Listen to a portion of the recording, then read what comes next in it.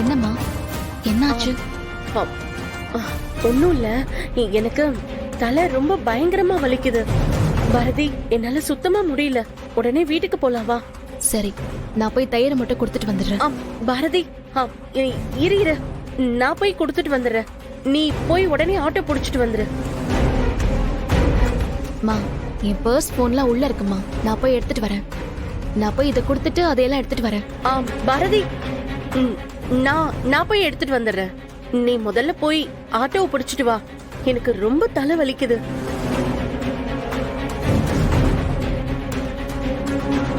அம்மா, auto stand இங்கதாம்மா இருக்கு. இருங்க, நான் உள்ள போய் வச்சுட்டு என் பர்ஸ் எடுத்துட்டு வரேன். பாரதி,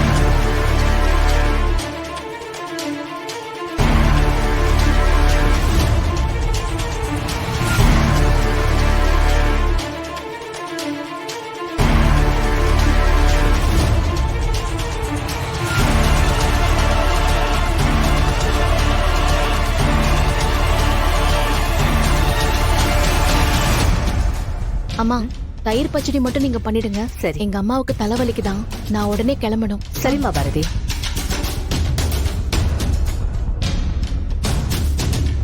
அம்மா, நான் வரேம்மா. சரிம்மா, பாத்து போமா.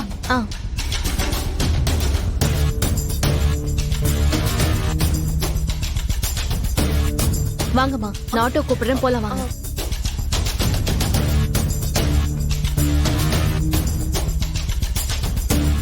கேட்டு அந்த பச்சை புள்ள மனசு என்ன பாடுபட்டிருக்கும். ஏற்கனவே ஒரு அப்பாவை இழந்தவ திரும்பவும் இப்படி நடந்தா இதுக்கப்புறம் அவ என்ன மனநிலைமைக்கு வருவா? கரெக்ட் தான். அவன் அதெல்லாம் யோசிக்க மாட்டானே. முதல்ல ஆதிய திட்டுறத நிறுத்தினி. அவரை யுஎஸ் போவிடாம தடுக்கிறதுக்கு என்ன வழி இருக்கோ அதை பத்தி யோசிக்கலாம். அவரை திட்டுறதுனால ஒன்னும் நடக்க போறது இல்ல. முதல்ல அவரை இங்க இருந்து போக விடாம பண்ணணும்டா. அதுக்கப்புறம் நம்ம பாரதி கூட சேர்த்து வைக்க என்ன பண்ணுமோ அதை யோசிக்கலாம். நீ சொல்றதா ஒரே வழி. என்ன வழி? போவோம், அந்த டாக்டரை பார்க்க போவோம். அந்த டாக்டரை வச்சு ஏதாவது பண்ண முடியுமான்னு பார்ப்போம். ஆனா அதே நேரம் ஆதிக்கு எதுவும் ஆயிடக்கூடாது. அதை மனசுல வச்சுக்கணும். நம்ம காலையில முதல் வேலையை டாக்டர் போய் பார்ப்போம். சரியா?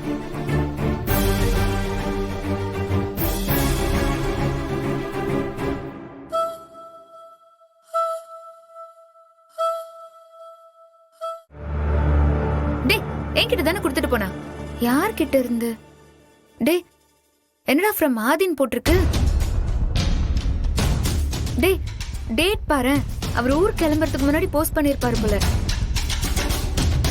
இந்த லெட்டர் எழுதி போட்டுட்டு தான் ஆபரேஷன் பண்ணியிருக்காங்க.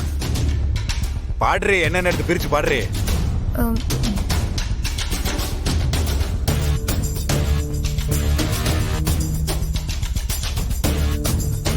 மாப்பிள்ள, இப்படி ஒரு லெட்டர் நான் எழுதுவேன்னு யோசிச்சு கூட பார்க்கலடா. ஆனா என்னடா பண்றது, இந்த மாதிரி எழுத வேண்டிய கட்டாயம் வந்துருச்சு. முதல்ல ஓன்ட்டையும் ஆண்டாள்கிட்டையும் நான் மன்னிப்பு கேட்டுக்கிறேன்டா. ஏன்னா நான் இப்ப எடுத்திருக்கிற முடிவு உங்க எல்லாரையும் கஷ்டப்படுத்தும். ஆனா எனக்கு வேற வழியே தெரியலடா. உங்ககிட்ட இருந்து விலகி இருக்கிறது தான் எனக்கு நல்லதுன்னு முடிவு பண்ணி தான் நான் இப்படி ஒரு முடிவெடுத்தேன். இனிமே நான் உங்க கூட இருக்க போறதில்ல மாப்பிள்ள. இந்த லெட்டர் உன் கைக்கு வரும்போதே நான் உங்க எல்லாரையும் விட்டு வந்திருப்பேன். நான் எடுத்த முடிவு சரியா தப்பான்னு எனக்கு தெரியல. ஆனா இந்த முடிவு ஒரு நாள் சரின்னு நம்ம எல்லாரையுமே யோசிக்க வைக்கும். எல்லா கர்மமும் முடிஞ்சல. இதுக்கு மேல என்ன மண்ணுக்கு லெட்டர் வேண்டிக்கணும்? ஒரு குழந்தை கையில, ஒரு குழந்தை வயிற்றுல, அதை பத்தில ஒரு யோசனையும் கிடையாது.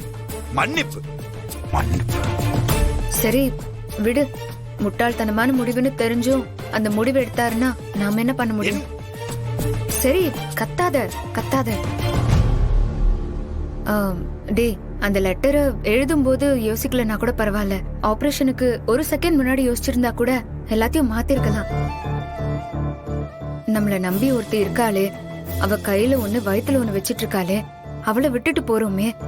அங்க போனதுக்கு அப்புறம் அவங்களா எப்படி இருப்பாங்க, எப்படி சமாளிப்பாங்கன்னு இதெல்லாம் ஒரு செகண்டாவது யோசிச்சிருந்தாருன்னு வச்சுக்கோயேன், இந்த மாதிரி ஒரு காரியத்தை பண்ணிருப்பாரா? பெரிய எழுத்தாளர் இவன். அவனை லெட்டர் எழுதி வச்சுட்டு போறான். சரி கத்தாதடா, ரம்யாக்கு கேட்டுற போது. நல்ல வேலை லெட்டரை உனக்கு அனுப்புனாரு, பாரதிக்கு அனுப்பிச்சிருந்தாரு, முடிஞ்சிருக்கும் கதை. ஆல்ரெடி அவன் நொறுங்கி போயிருக்கா.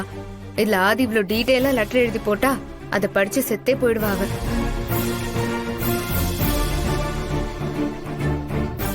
இந்தாங்கண்ணா. ஆண்டு யாரு இந்த காலத்துல லெட்டர் எல்லாம் போடுறது? என் ஃப்ரெண்டு தான். செல்போன் வந்ததுல இருந்து லெட்டர் போஸ்ட் எல்லாமே அழிஞ்சு போச்சு இல்ல, அதான் கேட்டேன். இந்த பேசுறதுக்கு தைரியம் இல்லாதவன் தானே இந்த மாதிரி லெட்டர் கிட்டர்லாம் எழுதி வச்சுட்டு அதான் உனக்கு பெட்டர்னு நினைக்கிறான். ஈஸி இல்ல அது, காண்டதையும் எழுதி வச்சுட்டு போயிடலாம். அப்படி என்ன அந்த ஃப்ரெண்டுக்கு உங்ககிட்டயும் பாரதி கிட்டயும் பேச முடியாத ஒரு விஷயம் இருக்கு போது?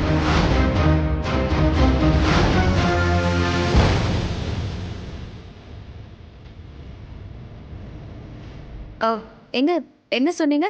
பாரதிங்களா? ஆமா. இதே மாதிரி ஒரு லெட்டர் பாரதிக்கும் வந்துச்சு.